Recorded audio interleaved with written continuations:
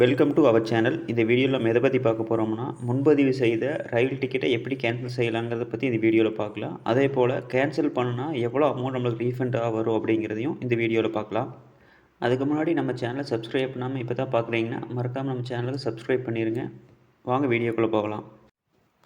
உங்கள் மொபைல் அல்லது டெஸ்க்டாப் ப்ரௌசரில் ஐஆர்சிடிசி அப்படிங்கிறத டைப் பண்ணி சர்ச் பண்ணுங்கள். அதில் ஃபஸ்ட்டு வர லிங்க்கை நீங்கள் கிளிக் பண்ணிக்கணும்.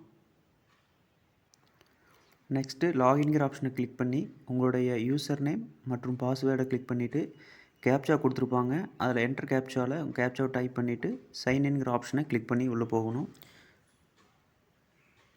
இப்போ வர பேஜில் பார்த்தீங்கன்னா ரைட் சைட் கார்னரில் மை ப்ரொஃபைல்னு இருக்கும். அதுக்கு கீழே மை டிரான்சாக்ஷன் இருக்கும். அதை கிளிக் பண்ணி புக்குடு டிக்கெட் ஹிஸ்ட்ரிங்கிற ஆப்ஷனை கிளிக் பண்ணணும்.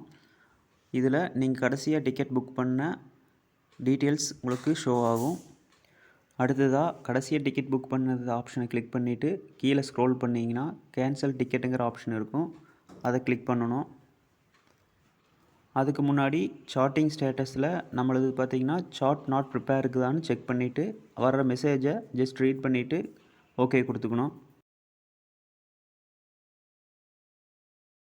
அதுக்கப்புறமா நம்ம டிக்கெட் ஸ்டேட்டஸ் டீட்டெயில்ஸ் எல்லாமே ஷோ ஆகும். அதில் நம்ம கேன்சல் பண்ணுறக்காக எத்தனை பேர்த்துக்கு யார் யார் கேன்சல் பண்ணுறங்கிறதுக்காக வரும். நான் சிங்கிள் பர்சன் டிக்கெட் புக் பண்ணிக்கிறனால ஒருத்தங்க நேம் மட்டும் காட்டுது. நீங்கள் 2 அல்லது 3 பேர் இருந்தால் யாரோட நேமோ அவங்க நேம் செலக்ட் பண்ணிவிட்டு கீழே கேன்சல் டிக்கெட்டுங்க கொடுத்துக்குங்க. அதுக்கப்புறமா ஒரு கன்ஃபர்மேஷன் மெசேஜ் வரும். அதுக்கு ஓகே கொடுத்துக்குங்க. அவ்வளோதான், உங்கள் டிக்கெட் இப்போ கேன்சல் ஆகிடுச்சு.